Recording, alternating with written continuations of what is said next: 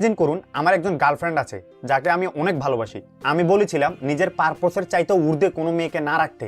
এটার মানে হচ্ছে যদি আমাকে ফোর্স করা হয় আমার পারপোস এবং জিএফ থেকে যে কোনো একজনকে চুজ করে নিতে, তাহলে আমি আমার পারপোসকে চুজ করে নেব। সে জানে আমি তাকে অনেক ভালোবাসি, কিন্তু সে এটাও জানে আমি তাকে কখনোই আমার লাইফের ট্রু পারপোসের উপর রাখবো না। ইন মোস্ট কেসেস আপনাকে আসলে এই দুইটির মধ্যে কোনো একটি চুজ করার সমস্যায় পড়তে হবে না।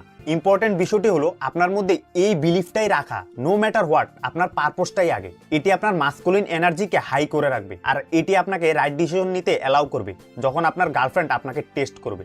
স্টেপ 3, আপনার গার্লফ্রেন্ডকে খুশি করার জন্য নিজেকে কখনোই ডিফেক্ট করবেন না। একজন পুরুষ বা ছেলে হিসেবে ডিপ ডাউন আপনি জানেন রাইট ডিসিশন কোনটি। এটা ইম্পর্টেন্ট। আপনি যে মেয়ের সাথে আছেন তার ডিসিশন শোনা, কিন্তু কখনোই নিজের নলেজ এবং গাট ফিলিংস এর সাথে বিশ্বাসঘাতকতা করবেন না শুধুমাত্র আপনার গার্লফ্রেন্ডকে খুশি করার জন্য। ধরুন আপনি আপনার ওয়ার্ক বা জবে প্রমোশন পেয়েছেন, এখন আপনার গার্লফ্রেন্ড আপনাকে সাজেশন দিল আপনার ওই প্রমোশনটা না নিতে, কারণ এতে আপনাকে আরো বেশি কাজ করা লাগবে এবং সেও আপনাকে খুব বেশি একটা দেখতে পারবে না। ডিপ ডাউন আপনি জানেন আপনার নলেজ এবং গাট ফিলিংস এর উপর বেস করে যে এই প্রমোশনটা আপনার নেওয়া দরকার, আপনার তার সাজেশন কনসিডার করা উচিত। কিন্তু আপনি যদি বুঝতে পারেন কোনটা রাইট ডিসিশন, তাহলে আপনার কখনোই তাকে খুশি করার জন্য নিজের মাইন্ড চেঞ্জ করা উচিত হবে না। সহজভাবে আপনার গার্লফ্রেন্ড যা বলে তা কনসিডার করুন, সে যা বলে তা শুনুন, কিন্তু কখনোই নিজের গার্লফ্রেন্ডকে খুশি করার জন্য কোনো ডিসিশন নেবেন না। স্টেপ 4, নিজের ভয়কে জানুন। আজকাল অনেক ছেলেরাই এমন জব করে যেটা সে পছন্দ করে না। অনেকে এমন রিলেশনে আছে যেখানে সে থাকতে চায় না, তারা অকওয়ার্ড এবং সাইভাবেই রয়ে যায়, কারণ তারা নিজেকে প্রমাণ করতে বা হেরে যাওয়ার ভয় বা হারিয়ে ফেলার ভয় তাদের মধ্যে কাজ করে। একজন মানুষ যে কিনা জানে সে কোন বিষয়গুলোতে ভয় পায়, সে অনেক ট্রাস্টওয়ার্দি ওই সব মানুষের তুলনায় যে অ্যাকচুয়ালি নিজেই জানে না সে কিসে ভয় পায়। আপনি যদি ইয়াঙ্গার হন তাহলে ভাবুন সামাজিক অবস্থাগুলোতে কোন বিষয়গুলো আপনাকে টেনে ধরে রাখছে। হয়তোবা আপনি মেয়েদের বেলায় তেমন ভালো কিছু করতে পারেন না কারণ আপনি ভয় পাচ্ছেন তারা আপনাকে রিজেক্ট করে দেয় কিনা। একজন প্রকৃত পুরুষ খুব ভালোভাবে জানে তার ভয়গুলো কি কি, আর সেই সবসময় তার সেই কমফোর্ট জোন থেকে বের হয়ে বেটার কিছু করার চেষ্টা করে।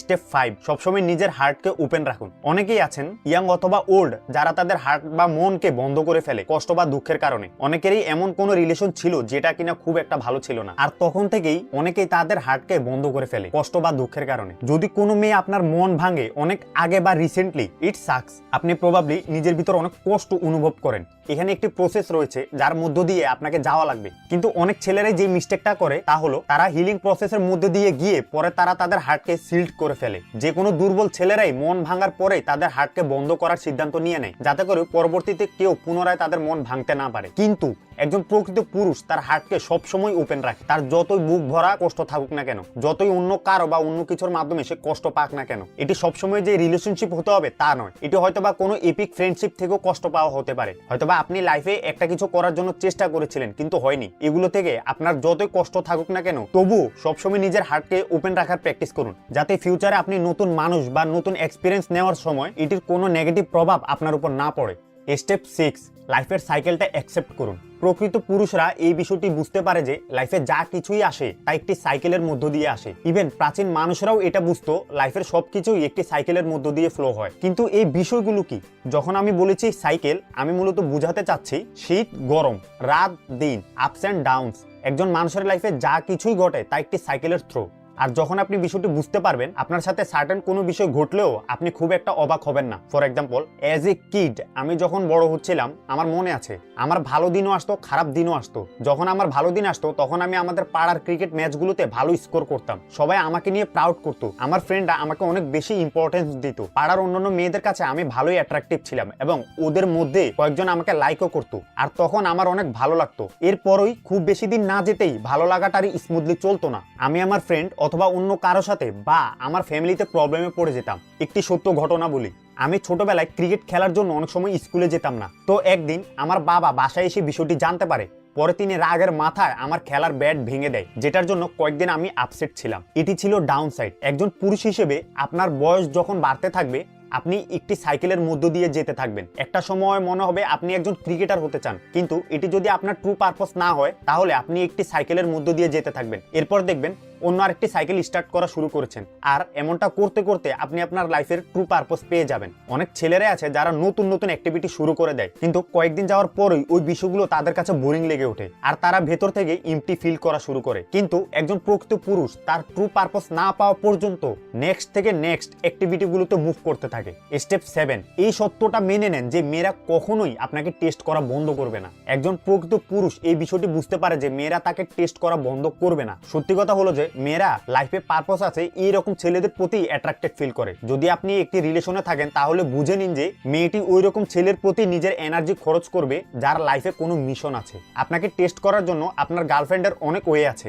এর মধ্যে কিছু হলো সে আপনাকে ডিস্ট্রাক্ট করার চেষ্টা করবে, তার নিজের মাইন্ড চেঞ্জ করে ফেলবে, আপনাকে ডাউট করবে, কমপ্লেন করবে, এমনকি আপনার মিশনকে ছোটও করতে পারে আপনাকে টেস্ট করার জন্য, ডাইরেক্টলি অথবা ইনডাইরেক্টলি। তাহলে এটার মিনিংটা কি? আমার মনে আছে একবার আমি আমার ল্যাপটপে কাজ করছিলাম যেটি অনেক গুরুত্বপূর্ণ ছিল। আমার গার্লফ্রেন্ড আমাকে ফোন দিয়ে বলে যে আজকে আমাদের ডেটে যাওয়ার কথা, তুমি আমাকে নিয়ে কখন বের হবে। ও আমাকে এরকম 4-5 বার ফোন দিয়েছিল এবং বলেছিল তুমি কি আমার সাথে ঘুরতে যাবা না কি। কিন্তু ওই সময়টাতে আমার ওই কাজটাতে বেশি মনোযোগ দেওয়ার দরকার ছিল। ও আমাকে ফোনে মনে করিয়ে দেয় আমাদের বাইরে কোথায় যাওয়ার কথা ছিল, কোথায় ঘোরার কথা ছিল। বেসিক্যালি ও আমাকে চ্যালেঞ্জ করছিল আমি তাকে আমার মিশনের চাইতেও বেশি প্রায়োরিটি দেই কিনা। আমি বললাম সরি, আমার এই কাজটি কমপ্লিট করা লাগবে। ও আমার স্ট্রেংথ এবং ইন্টিগ্রিটির কাছে হেরে যায়। ও অনেকভাবে চেষ্টা করার পরও আমাকে মুভ করতে পারেনি। অনেক ছেলেরাই এই ভুলটা করে, তারা ভাবে যে মেয়েরা ইজি হয়ে যাবে যখন তারা আপনাকে টেস্ট করা বন্ধ করে দিবে। এই বিষয়টি মাথা রাখবেন, এটি ওইরকম কোনো টেস্ট না আপনি যখন কোনো মেয়ের সাথে মিট করলেন বা ডেট করলেন। এই টেস্টটি আপনি এক্সপিরিয়েন্স করবেন যখন আপনি একটি রিলেশনশিপে থাকবেন। হয়তোবা দেখা গেলো কোনো একদিন আপনি তাকে বললেন যে আপনি ভালো কোনো জব পেয়েছেন যেখানে ভালো পেমেন্ট দিবে, কিন্তু সে বলল ও আচ্ছা ভালোই। আর ওর আচরণ দেখে তখন মনে হবে না যে সে কেয়ার করে। সে অবশ্যই কেয়ার করে এবং সে এটা শুনে অনেক খুশি হয়েছে, কিন্তু সে আপনাকে টেস্টও করছে। সে মেক শিওর করতে চাচ্ছে যে আপনার হ্যাপিনেস তার অ্যাপ্রুভালের উপর বেস করবে কিনা, কারণ এটাই হচ্ছে একজন রিয়েল ম্যান বা প্রকৃত পুরুষের এনার্জি। আর এই জন্যই মেয়েরা ব্যাড বয় বা খারাপ ছেলেদের প্রতি উইক হয়ে যায়, কারণ তারা কখনোই কোনো মেয়ের থেকে তার হ্যাপিনেসের অ্যাপ্রুভাল চায় না। আর এটিও একটি মেইন রিজন ভালো ছেলেরা মেয়েদের কাছে অ্যাট্রাকটিভ হতে পারে না, কারণ ভালো ছেলেরা তার গার্লফ্রেন্ডকে খুশি করার জন্য সবকিছু ড্রপ করে দেয় আর তার গার্লফ্রেন্ড খুশিতেই সে খুশি।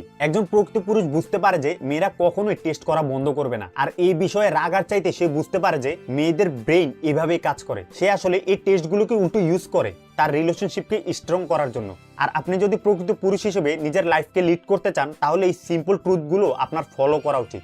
ওকে, যদি ভিডিওটি আপনাদের ভালো লাগে তাহলে লাইক দিন, কমেন্ট করে জানান ভিডিও সম্বন্ধে যে কোনো প্রকার মতামত, আর সাবস্ক্রাইব করে বেল নোটিফিকেশনে চাপ দিন। তাহলে আমি যখন নেক্সট টাইম এরকম কোনো ভিডিও নিয়ে আসবো সেটার নোটিফিকেশন আপনার কাছে চলে যাবে। ওকে, ইউ গাইজ আর অসাম।